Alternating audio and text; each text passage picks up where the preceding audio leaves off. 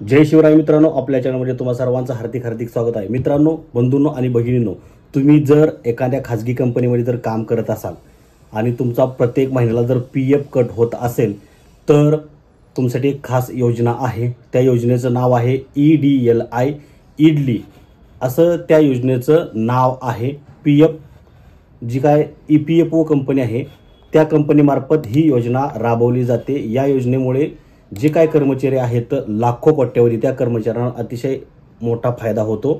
अतिशय दिलासदायक ही योजना आहे। ती योजना काय आहे, तुम्हाला त्या योजनेमध्ये किती रुपये मिळतात, त्याच्यामध्ये किती रुपये तुम्हाला गुंतवावं लागतात या संदर्भातला माहिती आपण या व्हिडिओमध्ये देणार आहोत। त्यापूर्वी तुम्हाला एक हिंट देतो, या योजनेमध्ये तुम्हाला एकही रुपया गुंतवावा लागत नाही आणि त्याच्या बदल्यात तुम्हाला तुमच्या मृत्यूनंतर 7 लाख रुपये, जास्तीत जास्त 7 लाख रुपये तुम्हाला मिळू शकतात। कमीत कमी 50,000 रुपये तुम्हाला मिळू शकतात। हे तुमच्या हक्काचे पैसे असतात। त्यामुळे ही योजना तुम्हाला आणि तुमच्या पाठीमागे तुमच्या मृत्यूच्या पश्चात तुमच्या घरच्यांना माहीत असणं फार गरजेचं आहे। त्यामुळे आता या योजनेसंदर्भात आपण ही माहिती या व्हिडिओमध्ये माहिती बघणार आहोत। बघा, पहिली गोष्ट, या योजनेचं नाव आहे EDLI अशी ही इडली, आपण सोप्या भाषेमध्ये त्याला इडली अशी योजना म्हणू, इडली योजना म्हणू। यापूर्वी सुद्धा मी गेल्या काही 6 महिन्यापूर्वी या संदर्भातला व्हिडिओ बनवलेला होता। त्यानंतर आपले सबस्क्राइबर वाढलेले आहेत। आता त्या सबस्क्राइबरसाठी ते पाठीमागे जाणार आहेत। त्यामुळे आता पुन्हा एकदा नवीन अपडेट या योजनेमध्ये आलेले आहे आणि त्यावरचा नवीन व्हिडिओ मी आता या ठिकाणी बनवून तुम्हाला माहिती देण्याचा प्रयत्न करत आहे। अपेक्षा आहे की यामुळे तुम्हाला नक्कीच फायदा होईल। तर त्यासाठी ते जाणून घेण्यासाठी तुम्ही आपला हा व्हिडिओ पूर्ण पहा। बघा, आता EPFO जी काही EPFO आहे त्या कंपनीने किंवा त्या सरकारी संस्थेनं पीएफ धारकांसाठी अत्यंत महत्त्वाचा निर्णय घेतलेला आहे। तो निर्णय काय आहे, EPFO द्वारे चालवल्या जाणाऱ्या विमा योजनेत मोठा आता बदल करण्यात आलेला आहे। त्यामुळे आता कर्मचाऱ्यांचा मोठा फायदा होणार आहे, ही महत्त्वाची गोष्ट आहे। चला, आता पीएफ खात्यामध्ये पैसे नसले तरी तुम्हाला इडली योजनेअंतर्गत विमा खात्यातून विमाद्वारे तुम्हाला कमीत कमी 50,000 रुपये मिळणार आहेत। ही अतिशय महत्त्वाची गोष्ट आहे। तुम्ही नुकताच नोकरीला लागला या एक 4-6 महिन्यापूर्वी आणि तुमच्या खात्यामध्ये जर जास्त रक्कम नसेल तरी सुद्धा तुम्हाला या योजनेचा लाभ मिळणार आहे। कमीत कमी तुम्हाला 50,000 रुपये मिळणार आहेत या योजनेअंतर्गत, अशी ही योजना आहे।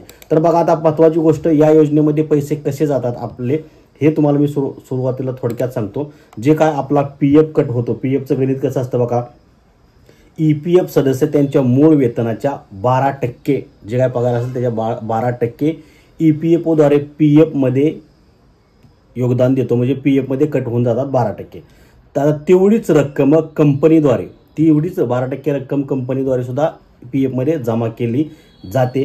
आता त्याच्यामधील 2 भागामध्ये ती विभागली जाते। ती कंपनीची जी रक्कम आहे 12% ती 2 भागामध्ये विभागली जाते। त्याच्यामध्ये बघा, आता 8.33%, त्याच्यातील 8.33% रक्कम ही EPS योजनेमध्ये जाते। आपल्यासाठी EPS योजना आहे त्या योजनेमध्ये जाते। त्यानंतर 3.67% जी काय रक्कम आहे ती पीएफ मध्ये जाते। आपल्याच कंपनीचे जे काय रक्कम आहे त्याच्यामधील 3.67% पीएफ मध्ये जमा होते। त्यानंतर बघा, आता आणि त्याच्यातलीच दुसऱ्या भागातील 0.5% ही जी काही रक्कम आहे कंपनीकडून मिळणारी 0.5% ही रक्कम EDLI या योजनेमध्ये जाते। म्हणजे इडली योजनेमध्ये आपले अप्रत्यक्ष पैसे आपण त्या योजनेमध्ये भरत असतो।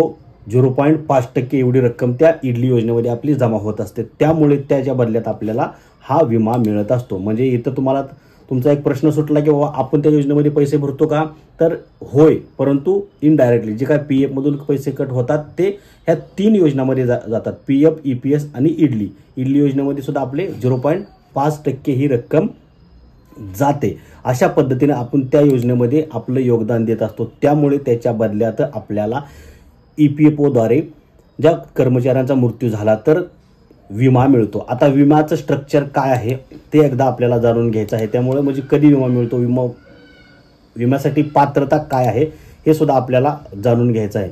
तर बघा, आता महत्त्वाची गोष्ट काय आहे, एखाद्या कर्मचाऱ्याचा नोकरीवर असताना मृत्यू झाला, नोकरीवर असताना म्हणजे तो नोकरीवर आहे, मग तो सुट्टी करून घरी जाऊ दे किंवा ऑफिसचं टायमिंग संपून घरी जाऊ दे किंवा सुट्टी घेऊन 4-5 दिवसासाठी तो घरी जाऊ दे, गावाला जाऊ दे, कुठेही जाऊ दे, तो नोकरीवर सध्या आहे ना, ऑन रोल आहे ना, तर त्याच्यासाठी तो यासाठी पात्र ठरतो. मग गावाकडे गेल्यानंतर त्याचा अचानक अपघातात मृत्यू झाला किंवा नैसर्गिक मृत्यू झाला, ड्युटीवर असताना मृत्यू झाला किंवा ड्युटी संपून नुकताच तो गेला, घरी गेला, रूमवर गेला तरी मृत्यू झाला, ते सर्व यासाठी पात्र ठरणार आहेत. जर तुम्ही सोप्या भाषेत तुम्ही नोकरीवर आहात, मग तुम्ही कुठेही असू दे, सुट्टी घेऊन गेला असू दे, कुठे असू दे, तुम्हीचा अपघाताने किंवा नैसर्गिक मृत्यू झाला तर तुम्हीचे पालक किंवा तुमचे वारस जे काय असतात, नॉमिनी असतात, ते या योजनेसाठी पात्र ठरू शकतात किंवा अर्ज करू शकतात. त्यामुळे ही योजना, जर मी एम्प्लॉय आहे एखाद्या कंपनीचा, तर ही योजनेच्या संदर्भातली मी माझ्या घरच्यांना सांगणं गरजेचं आहे की अशी योजना आहे. माझ्या पश्चात जर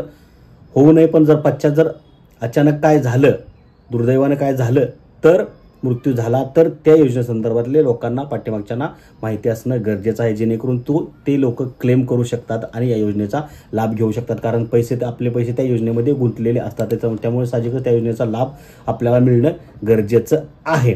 त्यामुळे ही योजना फार अतिशय महत्त्वाची आहे. आता बघा, EPFने काय केलेलं आहे की ही जी काही इडली योजना आहे त्याच्यामध्ये खूप मोठा आता नियमामध्ये मोठा बदल करण्यात आलेला आहे. आधी विम्याचा लाभ घेण्यासाठी 50,000 रुपये तुम्हाला त्या खात्यामध्ये असणंच गरजेचं आहे, PM मध्ये बॅलन्स असणं गरजेचं होतं. मात्र आता कर्मचाऱ्याच्या मृत्यूनंतर कुटुंबाला तशी काय आवश्यकता असणार नाही. तुमच्या खात्यामध्ये पैसे नसतील तरी सुद्धा तुम्हाला इडली मार्फत कमीत कमी 50,000 रुपये आणि जास्तीत जास्त तुम्हाला 7 लाख रुपयापर्यंतचा विमासाठी तुम्ही तिथं क्लेम करू शकताय. अशा पद्धतीची ही योजना आहे. त्यामुळे तुम्ही या योजनेचा प्रत्येकाला माहीत असणं गरजेचं आहे. अनेक अशी एम्प्लॉय आहेत, कामगार आहेत की त्यांना ही योजना माहीत नाही. त्यामुळे प्रत्येक कामगाराला, खाजगी कामगाराला, IT कंपनी असेल, कोणती इंडस्ट्री असेल, कशातरी असेल, तुमचा PF कट होत असेल तर तुम्हाला ही योजना माहिती असणं फार गरजेचं आहे. कारण तुमच्या पश्चात तुमच्या मुलाबाळांना, बायका पोरांना, आईवडिलांना या योजनेचा लाभ होतो. आता या योजनेचा काय बघा नियम काय आहे, सतत सेवेच्या नियमात आणखी एक महत्त्वाचा बदल करण्यात आलेला आहे. आता जर एखाद्या कर्मचाऱ्याला सतत 1 वर्ष सेवा पूर्ण करायची असेल आणि त्याच्या 2 नोकऱ्यामध्ये 60 दिवसाचे म्हणजे 2 महिन्यांचे अंतर असेल तर जाऊ दे,